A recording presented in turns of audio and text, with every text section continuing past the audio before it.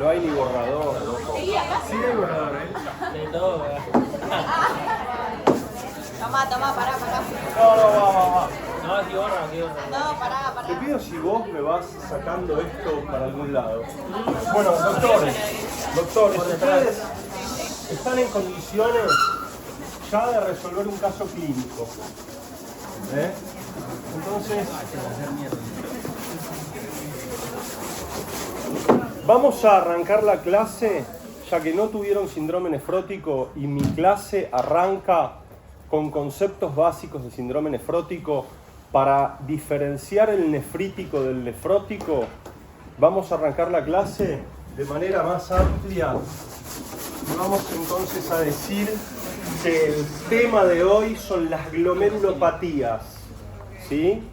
Ustedes vieron las nefritis tubulointersticiales, vieron globalmente el enfoque del paciente con insuficiencia renal aguda, vieron el paciente con insuficiencia renal crónica, que son dos entidades totalmente distintas con fisiopatología y complicaciones distintas, si bien en algún punto se pueden tocar, porque la IRC terminal y la IRA van a compartir sus complicaciones, van a compartir la hipercalemia, van a compartir la acidosis, van a compartir el síndrome urémico.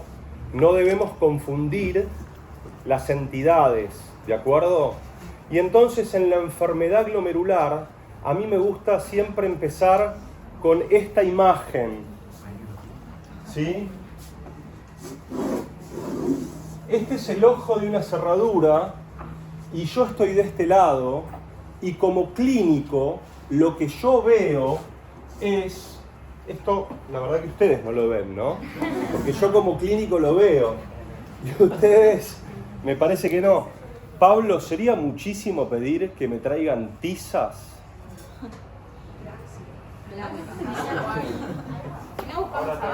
No, al lado hay. Yo al lado me guardé una tiza.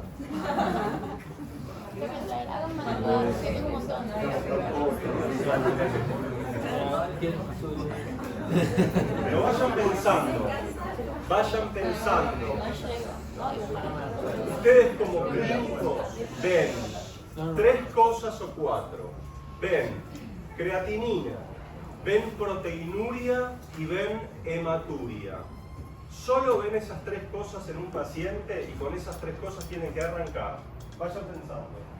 Ay, bueno. Sí, hay masiva proteinuria con hipercuminemia. ¿Qué más dijo? Entonces, fíjense.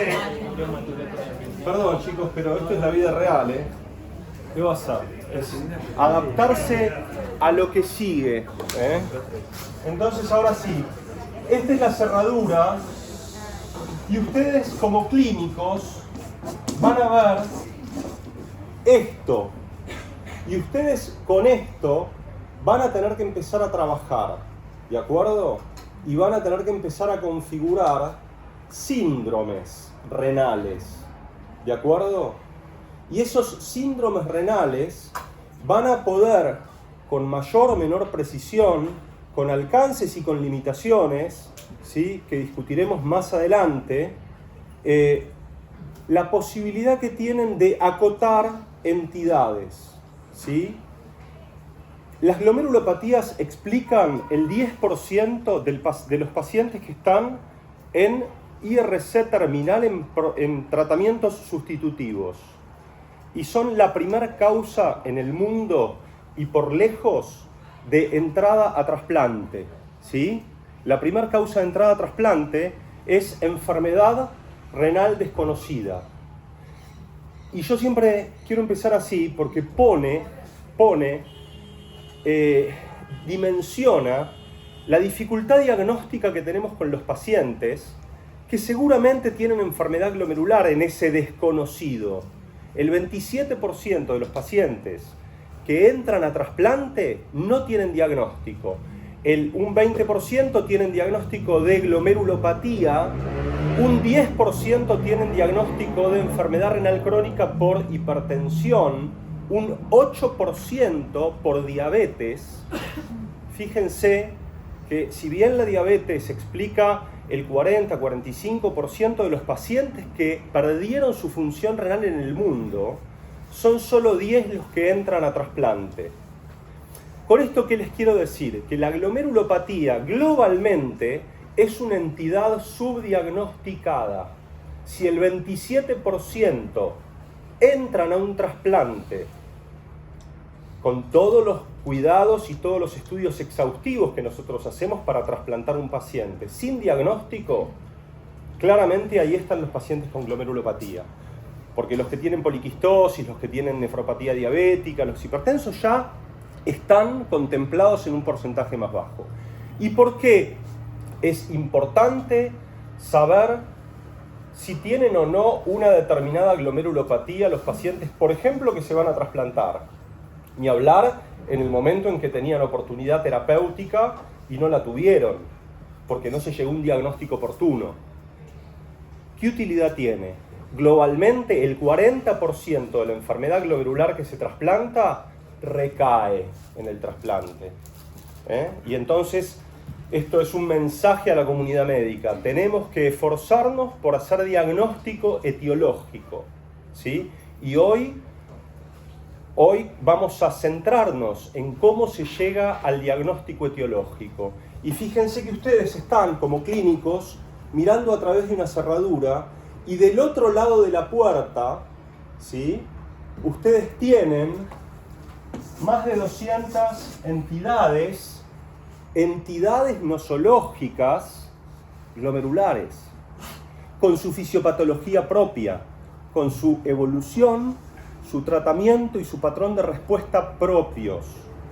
Entonces, fíjense el desafío que tenemos como clínicos cuando nos enfrentamos ante un paciente con enfermedad glomerular.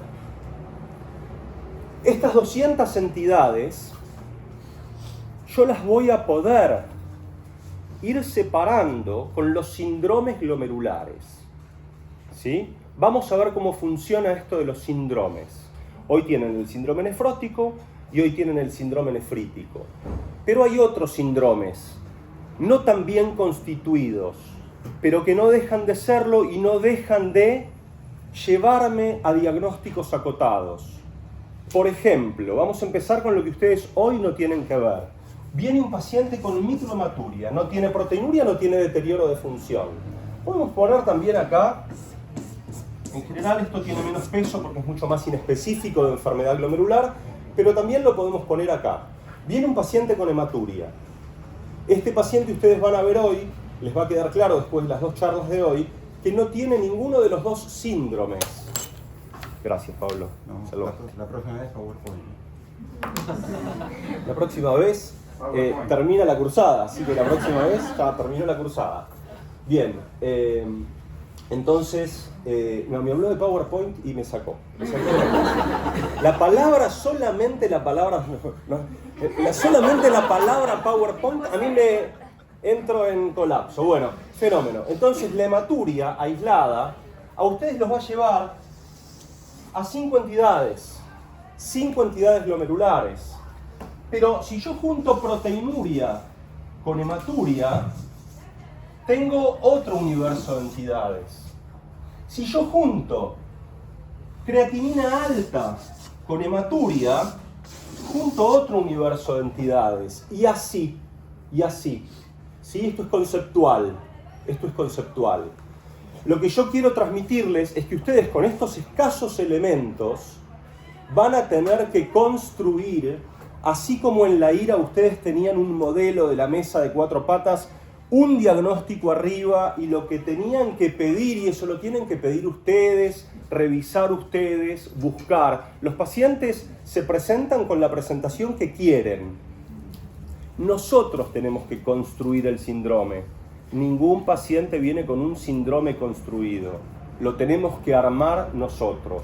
Y ahí está el desafío de cómo saber qué empezar a meter para armar un síndrome o descartar un síndrome. ¿De acuerdo? ¿Sí? Hoy vamos a hablar bien de los síndromes. El año que viene vamos a hablar regular de los síndromes. Y posiblemente cuando hagan nefrología empecemos a cuestionarnos más los síndromes. pero hoy hablamos bien de los síndromes. Son excelentes clasificadores de entidades nosológicas. Bien, entonces vamos a empezar a tratar de ver cómo armamos esos síndromes. Si yo tengo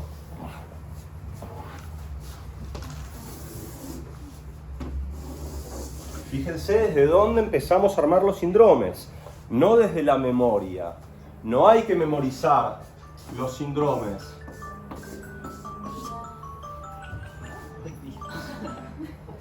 Vaya a saber qué tenía que hacer esta hora. Hablar de los síndromes.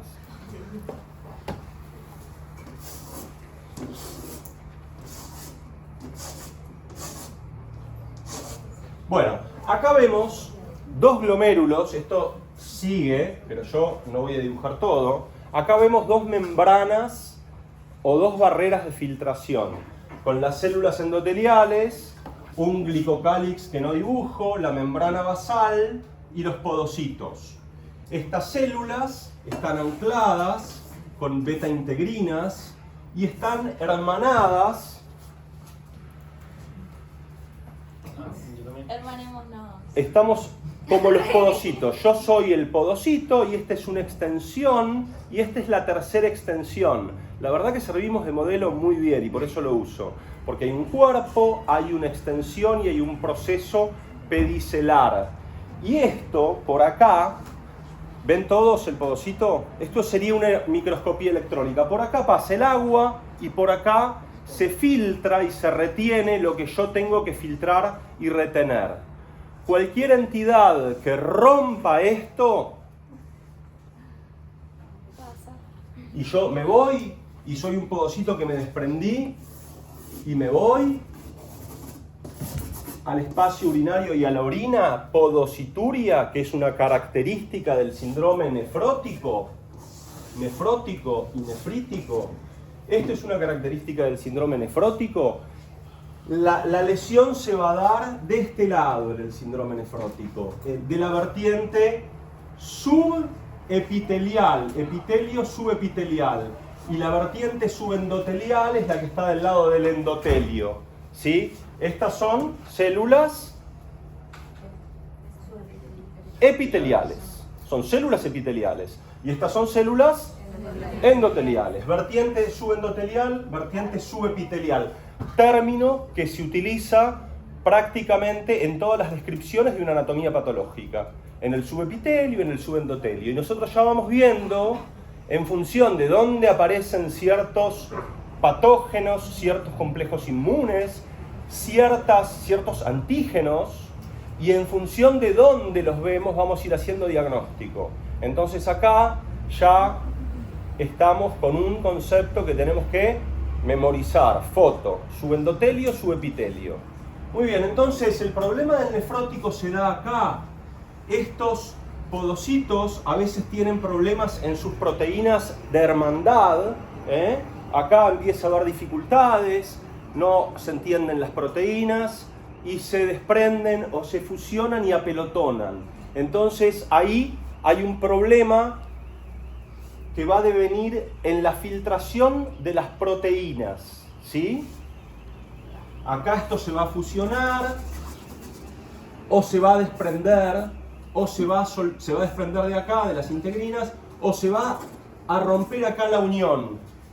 Y eso define, según lo que pase, un montón de enfermedades nefróticas, ¿sí? Más o menos 100 enfermedades diferentes. Acá ya se detectaron 30 enfermedades de proteínas de unión, con nombre y apellido. Acá en las beta-integrinas hay varias, ¿sí? Y después la fusión por lesión del cuerpo también tiene otras tantas, las podocitopatías, que afectan al podocito directamente, no necesariamente a las integrinas o las proteínas de unión. Esto no lo tienen que saber para un examen, pero sí lo tienen que saber para entender. Hay cosas que hay que saber para entender y hay cosas que uno tiene que saber, es decir, para entender y para dar un paso adelante, ¿sí? No necesariamente después ustedes van a tener que hablar de las integrinas, ¿sí? Pero entender el porqué del dibujo. Hoy lo que ustedes tienen que centrar es en el síndrome. Entonces, si se rompe en el nefrótico esta barrera, acá pasan proteínas. Este es el espacio urinario. Y acá yo voy a ver proteinuria. Mayor a 3.5 gramos en 24 horas. Esto define un rango de proteinuria nefrótica que no es arbitrario. Tiene que ver con la probabilidad de tener una enfermedad glomerular o la probabilidad de tener una enfermedad no glomerular si yo veo un paciente con proteinuria. Si yo tengo un paciente que tiene menos de 2 gramos de proteinuria, es más probable que tenga una nefropatía túbulo-intersticial como la que vieron con el doctor Dorado, o menos de 1 gramo. Si yo tengo más de 3.5 gramos, lo más probable es que yo esté viendo un problema acá. El grado de proteinuria representa muy bien en dónde está ocurriendo el problema. Y esta es la primera presentación que podemos hacer del nefrótico, que la van a tener en la clase con el doctor. Pero yo siempre lo pongo en la clase de nefrítico, que nos toca, que quede claro, porque el problema en el síndrome nefrítico está de este lado. Acá, vamos a cerrarlo para que sea mejor, que es lo que nos toca. Acá hay procesos inflamatorios. Esto es la sangre. Estamos adentro de un capilar glomerular. Montón de entidades, inflamatorias o inmunológicas, o tóxicas. Tóxicas puede ser una toxina de una bacteria, ¿sí?, que dañe el endotelio, ¿sí?, y que activa la coagulación. Después, el año que viene, lo vamos a ir viendo cuando discriminemos cada entidad, ¿sí? Hoy estamos generando la herramienta para llegar a una entidad X, ¿sí? Entonces, esta situación impacta directamente en el endotelio. Y hay dos posibilidades: que el endotelio prolifere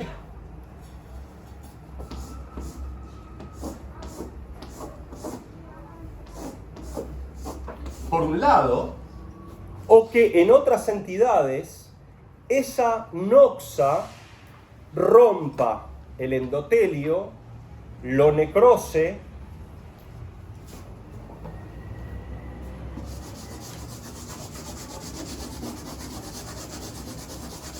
y esto da en el síndrome nefrítico dos fenotipos de anatomía patológica, anatomopatológicos. Dos formas que yo veo, por eso son fenotípicas, las veo distintas, ¿sí? Y me va a ayudar a poder avanzar en el trabajo arduo de poder diferenciar este mundo de enfermedades que está detrás, ¿sí? Entonces vamos a ver con la foto. Sí, entonces la diferencia entre nefrótico y nefrítico es el daño, ¿dónde está el daño? O sea, empezamos por diferenciarlo desde el foco, y después vamos a ver clínicamente cómo los diferenciamos. Pero lo primero que yo quiero que vean es la foto, es la imagen. Acá el problema es en la vertiente subepitelial, síndrome nefrótico. Y los problemas son el anclaje, la hermandad y el podocito en sí mismo, dicho de una manera global. Y ahí hay un montón de entidades. Y en el nefrítico, el problema está en la inflamación, la autoinmunidad, las toxinas que dañan en el endotelio, que lo hacen o proliferar o necrosar. Entonces tenemos dos patrones. Avancemos ahora en lo que nos interesa, que es construir el síndrome. Pero vamos a construirlo desde acá, pensándolo, no repitiendo el síndrome nefrítico, tiene hematuria, tiene retención hidrosalina, tiene hipertensión arterial, respuesta clásica de exámenes. Decime cómo es el síndrome nefrótico. Albuminuria, y me las dicen las 5 de la pentada. Pero empiezan memorizando datos. Si ustedes tienen las fotos, no van a memorizar, van a ver la foto y lo van a sacar. Va a ser mucho más fácil. Bueno, entonces, veamos. Por las dos situaciones, hoy no los vamos a diferenciar mucho, ¿sí? Después va a haber diferencias que vamos a empezar a analizar el año que viene. Pero hoy veámoslo como un todo, el síndrome nefrítico. Esto genera, vamos a emprolijar, esto va a generar una disminución en el coeficiente de permeabilidad del agua y de los solutos. Si yo tengo una disminución del coeficiente del agua y de los solutos en la barrera filtrante, ¿qué le va a pasar al paciente?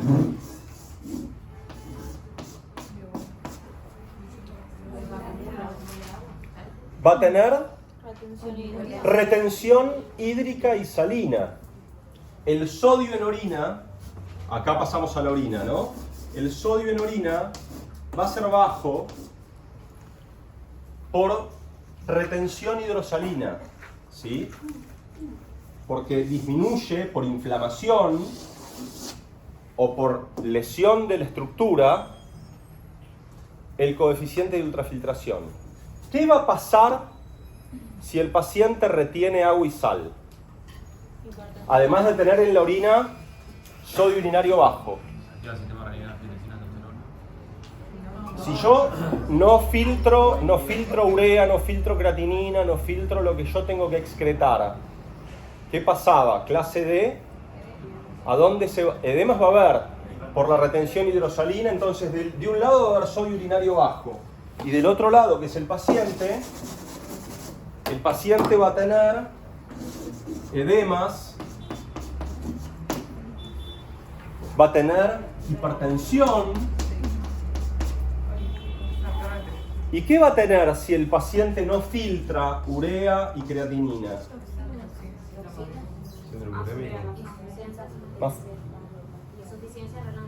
¿De qué tipo? Perfecto. Así grande.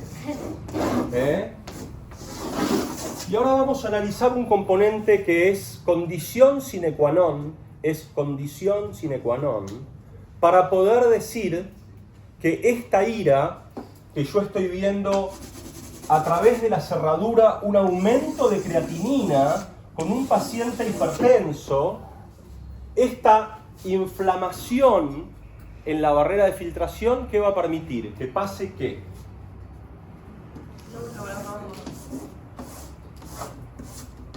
Fíjense que es lo más grande del pizarrón. Lo más grande del pizarrón está ahí.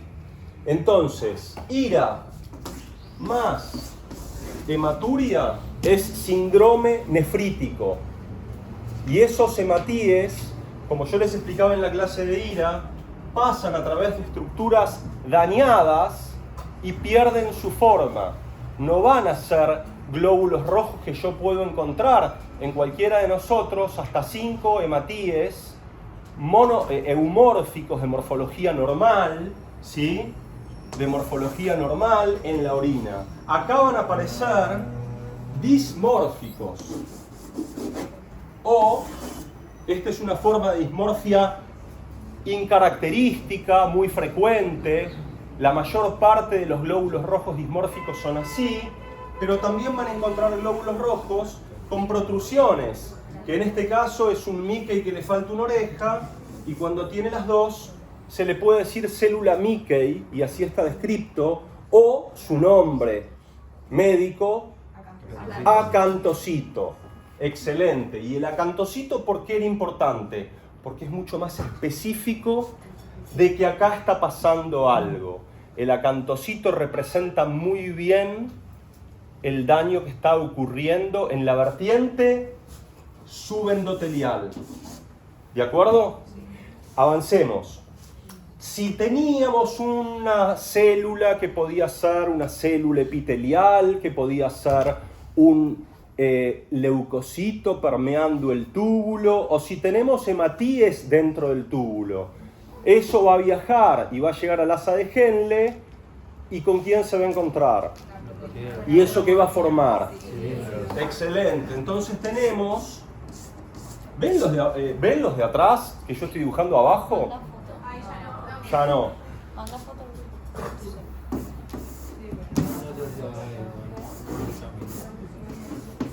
Un cilindro de glóbulos rojos. La presencia de cilindros hemáticos, la presencia de hematuria dismórfica en un paciente con IRA que tiene aumento de urea y creatinina es síndrome nefrítico. ¿De acuerdo? Y la fisiopatología, ustedes la están viendo en la anatomía patológica. Ustedes van a tener la posibilidad de tener una anatomía patológica de la que vamos a extendernos el año que viene cuando veamos las entidades, los diagnósticos diferenciales de manera más fina. Van a ver todos los patrones de microscopía óptica en general en la enfermedad glomerular, y no, la idea no es hablar hoy de diagnóstico, pero en general en la enfermedad glomerular, nefrótica o nefrítica, se hace biopsia, ¿sí? Son pocas las situaciones en las que no necesitamos una biopsia, con lo cual la charla del año que viene está muy centrada en esto, y por eso también yo los voy preparando, ¿de acuerdo? Hay que familiarizarse en la enfermedad glomerular con, si bien ustedes no tienen por qué saber anatomía patológica al dedillo, sí saber que nosotros basamos nuestras discusiones en la anatomía patológica prácticamente, ¿sí? Bien, entonces... Una consulta. ¿Por qué se formaban los cilindros? ¿Podría repetir? Porque cualquier célula o elemento que llega en cantidad suficiente al asa de Henle se encuentra con la proteína de Tam-Horsfall o uromodulina, y esa proteína se adhiere, se apelmaza, se pegotea y forma cilindros que son el molde del túbulo. Y esos cilindros llegan a la orina moldeados por el túbulo, por eso son cilindros, ¿de acuerdo? Tienen la forma que les confirió el molde, que es el túbulo, y llegan a la orina. Y vos los ves en el microscopio, lo que vimos en la clase de IRA, ¿de acuerdo? Fisiología. Tam con doble M, Horsfall. No sé si se pronuncia como yo lo pronuncio, la verdad que Horsfall le digo yo. La verdad que...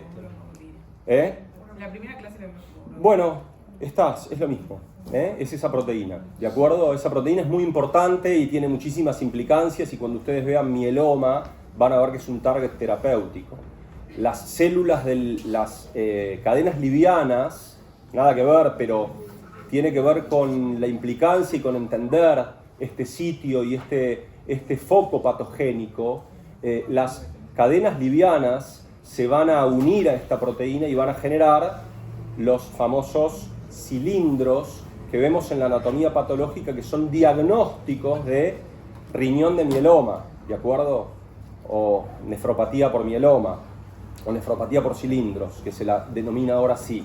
Y esos cilindros no van a llegar porque van a quedar impregnados, pero también se unen a la uromodulina, ¿de acuerdo? Entonces es muy importante entender que lo que yo voy a ver es producto de eso, y eso me hace diagnóstico. Llegados a este punto, tenemos una IRA que ustedes ya saben definir, y tenemos hematuria dismórfica y o cilindros hemáticos. No siempre va a haber cilindros hemáticos. En menos de un 10% de todos los pacientes nefríticos vamos a verlos. Son poco sensibles, pero si los encontramos son diagnósticos, son muy específicos.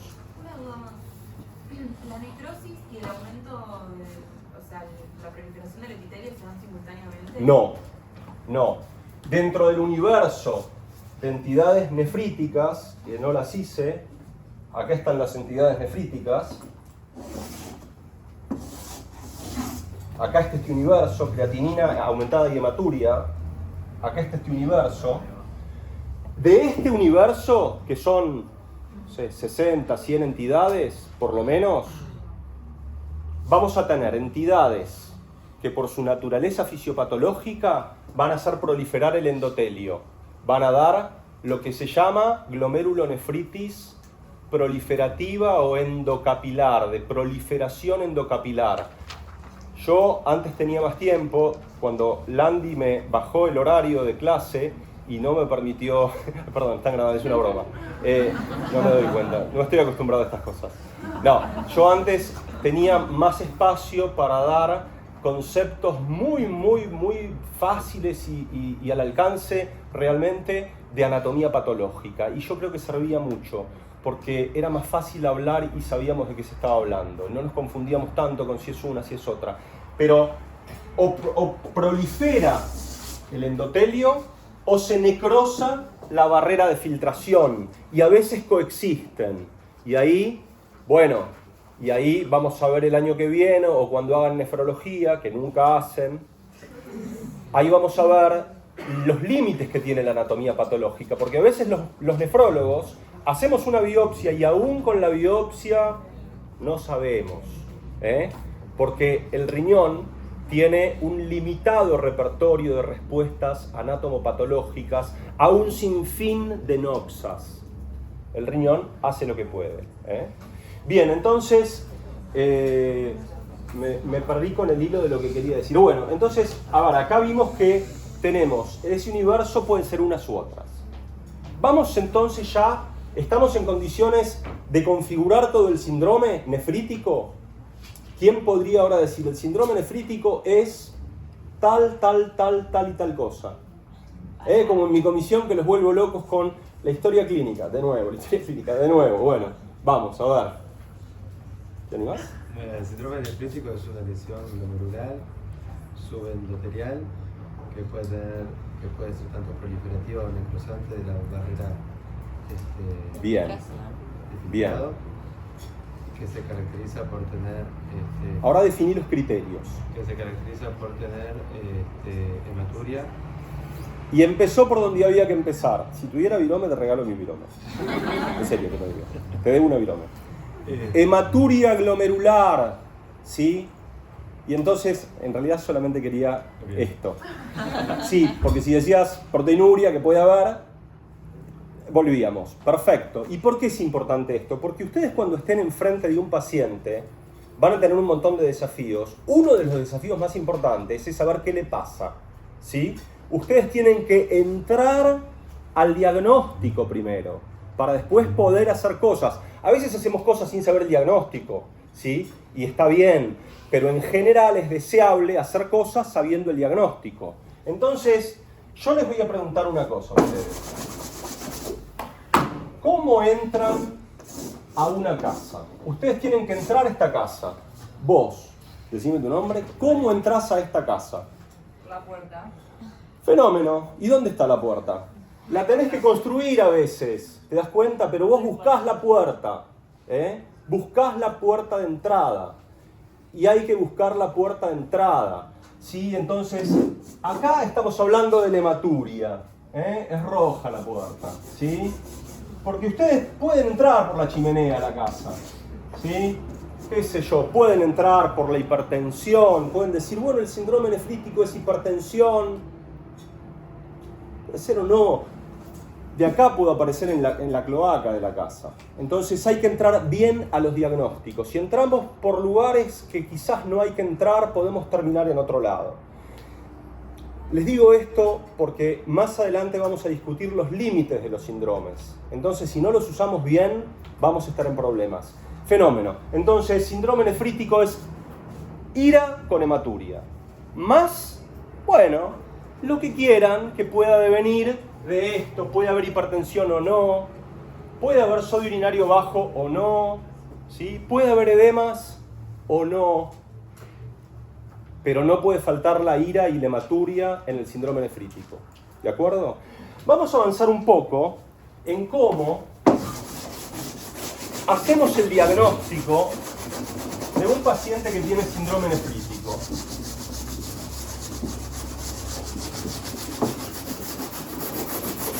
¿Quién me viene a ayudar? Estás filmando, te salvaste. ¿Quién me viene a ayudar? Tenemos un paciente,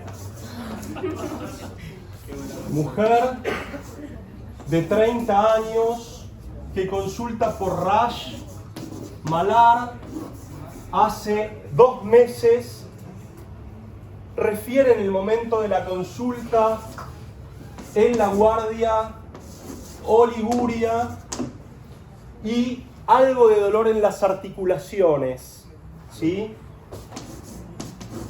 Artral. Y si yo lo veo con la tetra de Celso, pasa a ser artritis. Muy bien, entonces este es el caso clínico. Y la paciente viene a la guardia y dice, noto que hace 3 o 4 días orino poco. ¿Quién me ayuda? Y ustedes están en condiciones, ¿eh?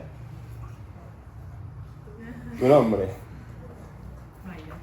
Porque si no levantan la mano, sonaron, ¿eh? La mata. Bueno, ¿la maté? Sí, no, ya, rash malar, uno siempre piensa lupus. y ¿Vos no querés mucho más. ayudarme? Mm. Bueno, las dos me ayudan. Dale, dale. Bueno, ¿cómo? A ver, este es el claro ejemplo de cómo construimos nosotros un síndrome, un cuadro clínico, cómo empezamos a trabajar. Son nefrólogos. ¿Van a empezar por la artralgia? Posiblemente venga el inmunólogo también a ayudarme. Pero yo voy a trabajar con la oliguria. ¿Sí? Para un nefrólogo, la oliguria es una manifestación clara y de gravedad y siempre debe preocupar. Y esta oliguria, ¿yo cómo la puedo armar para ponerle algún nombre? Ustedes ya lo saben. Puede ser IRC, puede ser síndrome nefrótico. No vieron síndrome nefrótico, perdón. Puede ser una nefritis tubulointersticial. Bueno, tiene oliguria. Si tiene oliguria, ¿qué tiene? A priori yo tengo que pensar que tenemos un criterio que define... Doctores, la ira se define por aumento de creatinina y o oliguria. Y yo ya tengo un criterio para definir que el paciente tiene una ira, la paciente tiene una ira. Sigamos trabajando. Y ahora trabajemos con la herramienta que ustedes ya tienen en el bolsillo. Saquen la herramienta del bolsillo y traten de armar este cuadro clínico. ¿Qué le pedimos? ¿Qué le pedimos? ¿Eh? ¿Qué hacemos? ¿Cómo revisamos a la paciente? ¿Qué hacemos? Primero revisamos a la paciente. Entonces acá lo de la puerta de entrada, se entra con la hematuria, se entra con la ira, y cómo entramos a la puerta de un paciente es revisándolo, interrogándolo y revisándolo primero. Y después hablamos de las moléculas, lo revisamos. Bueno, la paciente está hipertensa, tiene artritis, ese dolor yo documenté la tétrada de Celso y tiene artritis, y está oligúrica. Y tuvo rash malar, pero yo ahora no lo veo. ¿Sí? Entonces, ¿cómo seguimos armando el paciente? No tiene evidencias de depresión de volumen. No parece estar deplesionada de volumen. Tiene discretos edemas en miembros inferiores.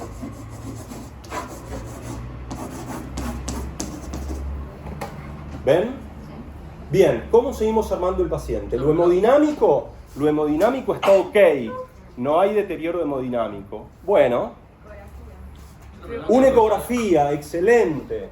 La ecografía nos muestra riñones de tamaño normal con ecogenicidad normal. Bueno, entonces ya estamos cognitivo y prerenal. Claro, que estás en agudo. Primero revisamos a la paciente y después le empezamos a pedir cosas. Antes de la ecografía, ¿le hubieran pedido alguna otra cosa a alguien? Yo lo hubiese preguntado si vio con color la orina. Claro, ¿cómo se Bueno, fenómeno, ahora vemos las características. ¿Qué nos está faltando para la ira?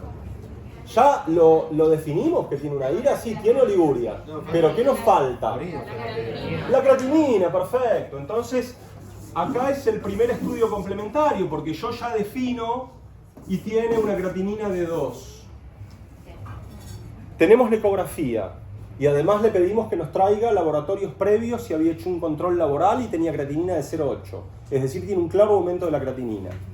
Podemos definir que es una ira. ¿Sí?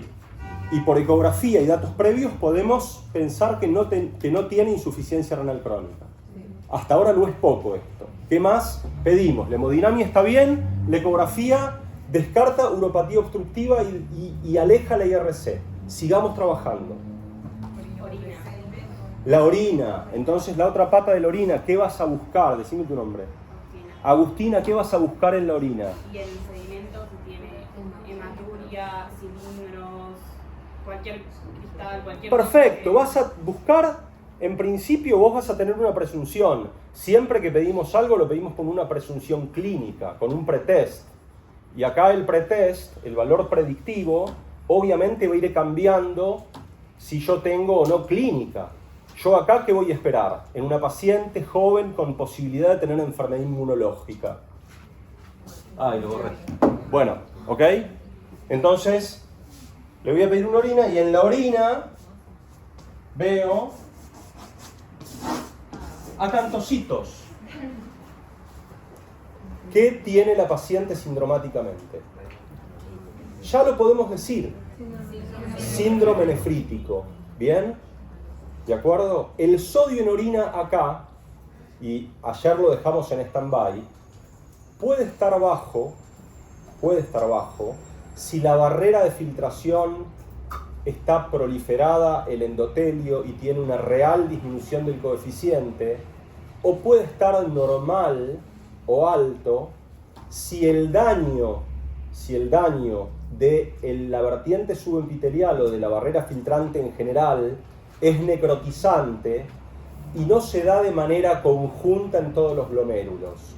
Esto, por ahora, déjenlo como en un apartado, ¿sí? Por ahora pensemos en sodio urinario bajo, ¿eh? Entonces, sodio urinario bajo.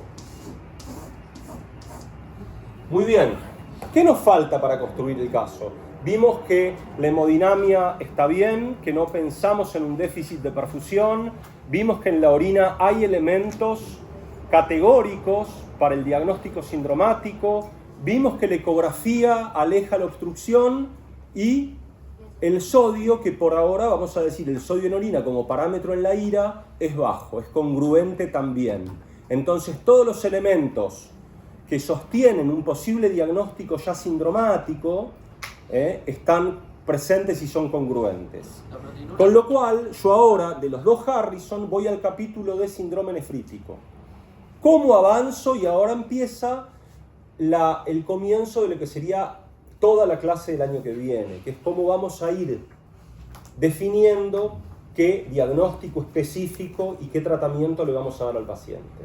Pero hasta acá, el procedimiento, fíjense que esto es una repetición de la clase de IRA, yo no dije nada distinto, ¿se dan cuenta? Sí. Y estamos en una chica joven que tiene artritis, que tuvo rash, y que cuando ustedes vean inmunología, van a saber qué pedirle para determinar un diagnóstico etiológico de este cuadro clínico.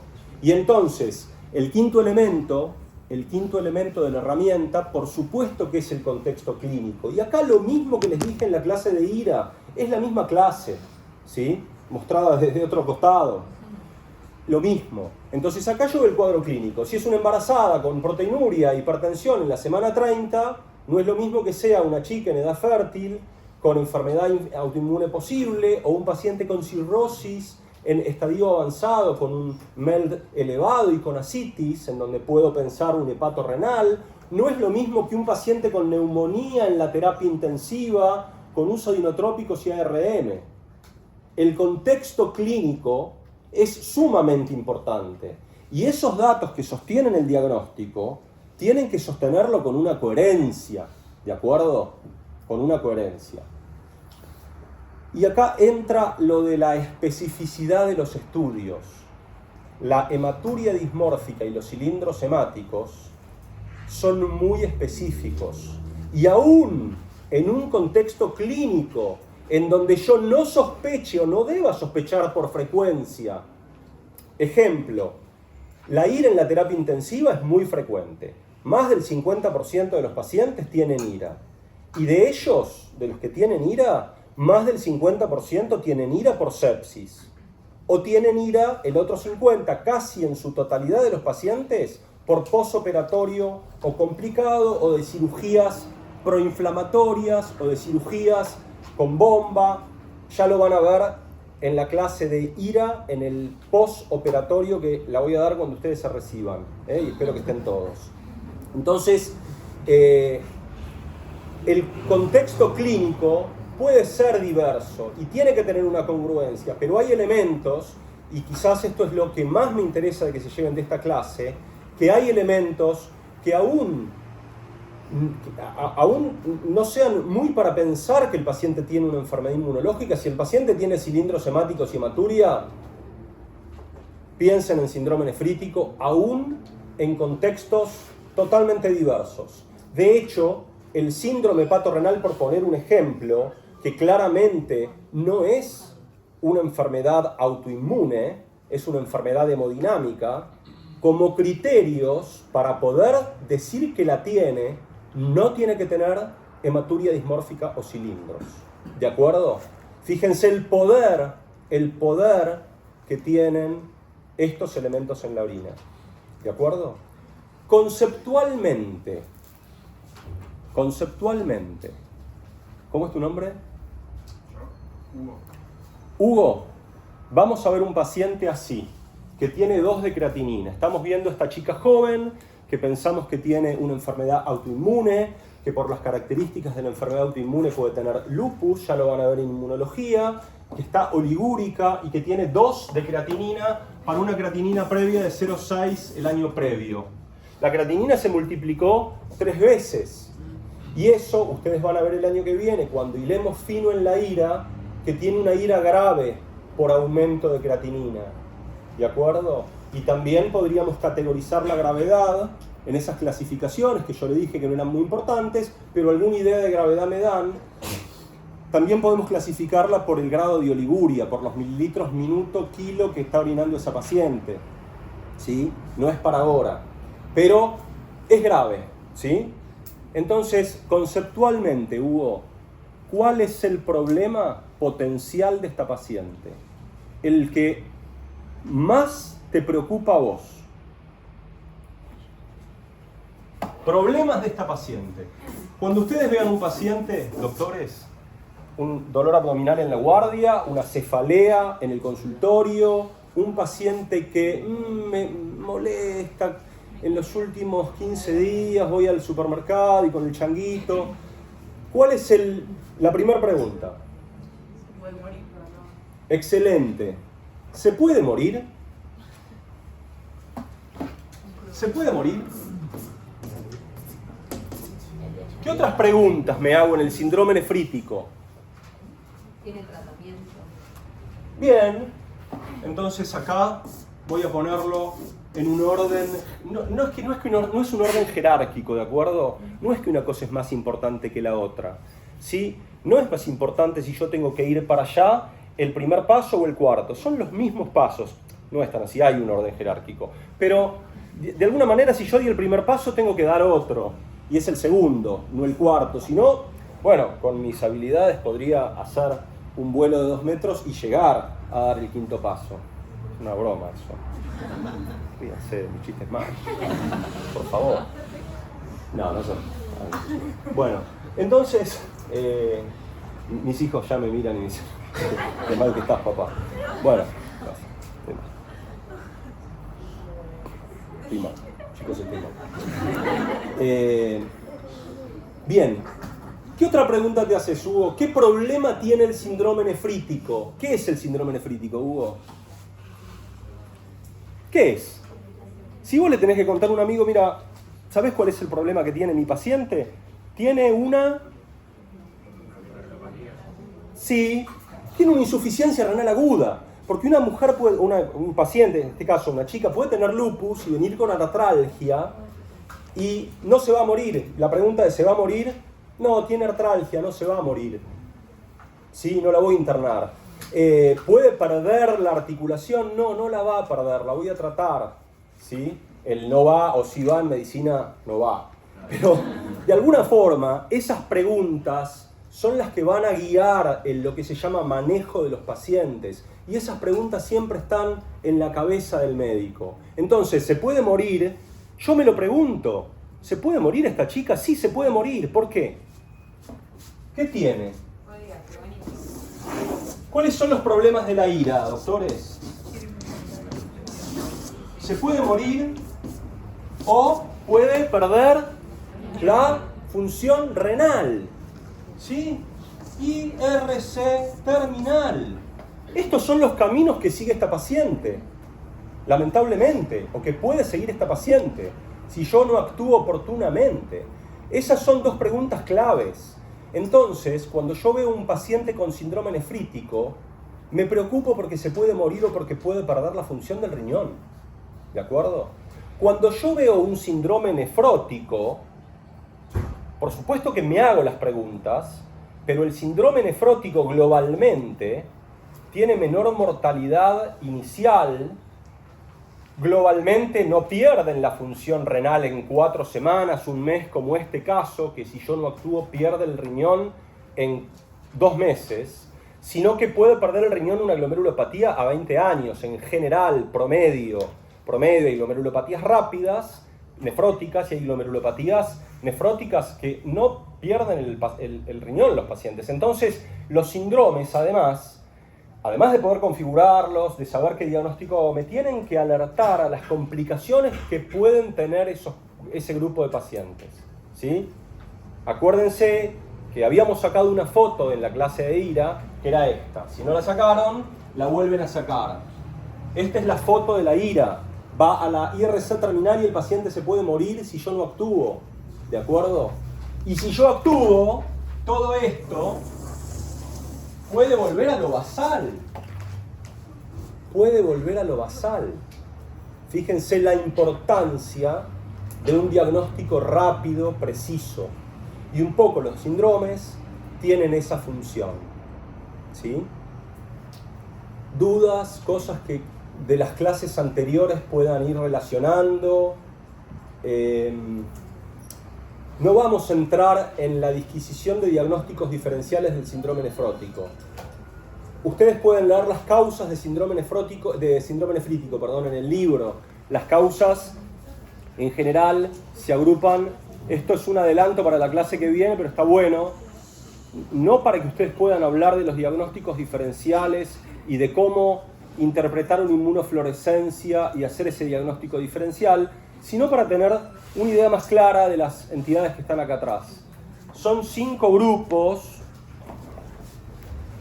Ahora se está complicando un poco lo de los grupos, porque desde hace unos años hay un grupo que se está escindiendo en 2 grupos distintos y hay otro grupo que se está amalgamando y superponiendo, pero estas cuestiones de complejidad en la superposición o en la decisión de entidades que yo ahora les voy a mostrar que pueden ocurrir entre grupos, no la vamos a discutir, ¿sí? Vamos a ser mucho más simples y vamos a ver los grupos como si fueran compartimientos estancos, ¿de acuerdo? Que no es que estamos faltando a la realidad, es lo que en general ocurre, ¿sí? Y las otras son excepciones o casos raros, Yo les tengo que contar la verdad, o por lo menos lo que los autores...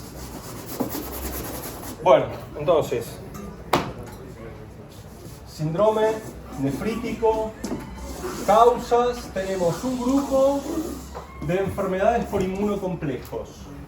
Y acá tenemos enfermedades autoinmunes, ¿sí? Enfermedades inmunológicas que van a generar los inmunocomplejos, que son anticuerpos con un antígeno y complemento, básicamente.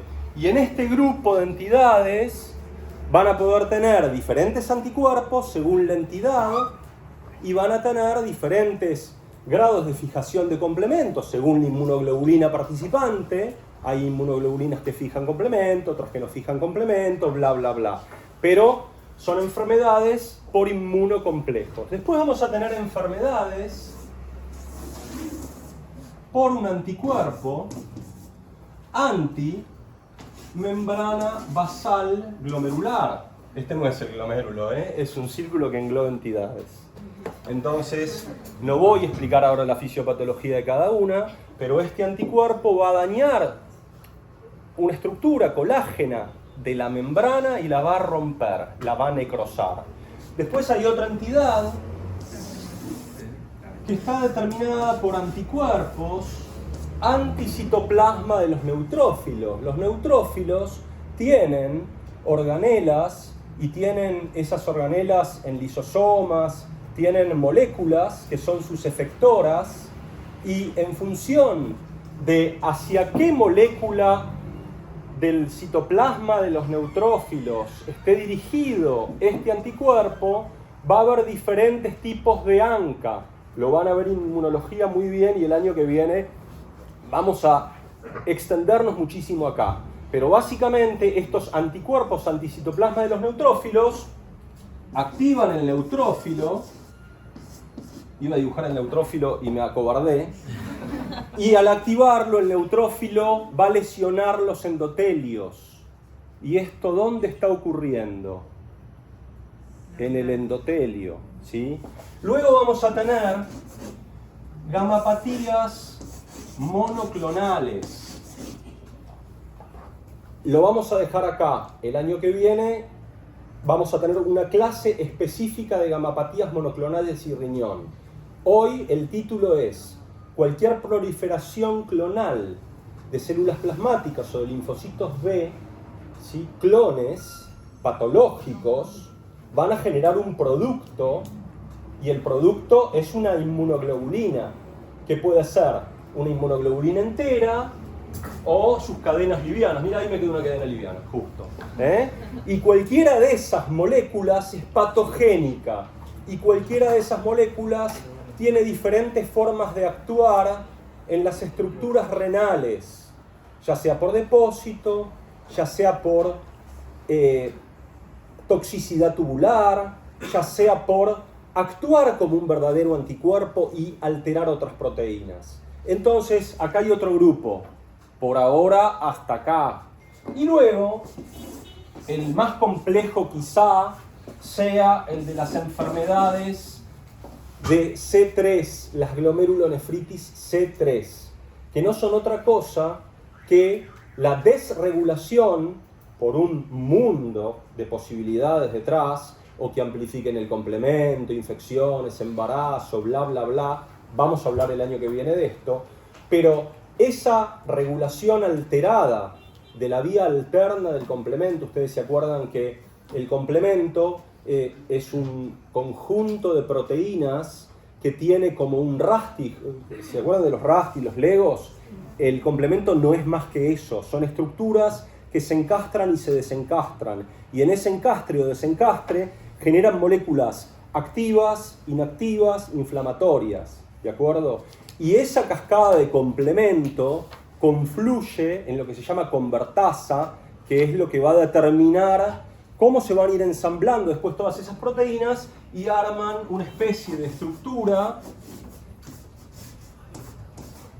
porosa que se va a insertar en la membrana celular y la va a alisar, el complejo de ataque de membrana.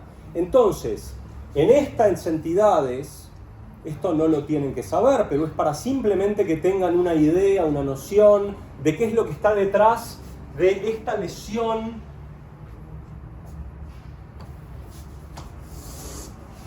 que ustedes están viendo acá como una proliferación o como una necrosis. Está todo esto detrás. Una pregunta. Déjame terminar porque no quiero cortar el hilo. Entonces, esta es la quinta entidad y esta desregulación de la vía alterna del complemento hace que las proteínas que inhiben normalmente el complemento, ustedes saben que en este momento todos tenemos C3 activándose, ¿verdad? Todos nosotros en este momento tenemos, por un mecanismo de hidrólisis, T-Cover, un C3 centinela que está ahí patrullando y disponible para actuar ante cualquier noxa, ¿sí? ¿Y por qué no actúa? Porque no hay noxa. ¿Y por qué no actúa si se está activando? Porque hay proteínas que lo frenan y le dicen quédate quieto, activate pero quédate quieto. Si esas proteínas reguladoras, que son por lo menos 10, o anticuerpos que atacan a proteínas reguladoras, que son varios, desregulan la vía alterna corre su curso y daña los endotelios. Los endotelios del riñón, del cerebro, del hígado, etc. ¿Sí? Entonces, este es el grupo de entidades, ¿sí?, con el que ustedes van a lidiar cuando vean acantocitos y deterioro agudo de la función renal. Van a estar todos estos pesos pesados de la patología detrás. ¿Cómo vamos a hacer para saber qué grupo es? ¿Les doy un adelanto de la clase que viene o no? Sí. Vos que me fuiste guiando. Sí, por favor. Bien, entonces, si acá hay inmunocomplejos, van a venir y se van a depositar. Y cuando yo haga una inmunofluorescencia, miren lo que se están llevando hoy, voy a ver los inmunocomplejos. Cuando yo vea acá una inmunoglobulina determinada de una manera, de una tinción muy característica lineal, IgG y bla bla bla, voy a pedir al anticuerpo antimembrana basal porque seguramente es eso. Cuando yo vea un depósito monotípico, es decir, voy a ver una restricción de capa, de capa o de lambda, una restricción de capa o lambda, depositada en el riñón, voy a saber, junto a su cadena pesada o no, voy a saber que es una gamapatía monoclonal de significado renal. Y cuando vea C3 exclusivamente o predominantemente en inmunofluorescencia, voy a saber que se trata de una C3. ¿Vieron qué fácil? Claro, sí. Ver acá no es en orina. Esto ya es estructura renal, biopsia, inmunofluorescencia, microscopía electrónica, y de todo esto el año que viene vamos a hablar. ¿De acuerdo? Hasta acá, ¿vamos bien? Sí. Terminamos. Tengo una pregunta.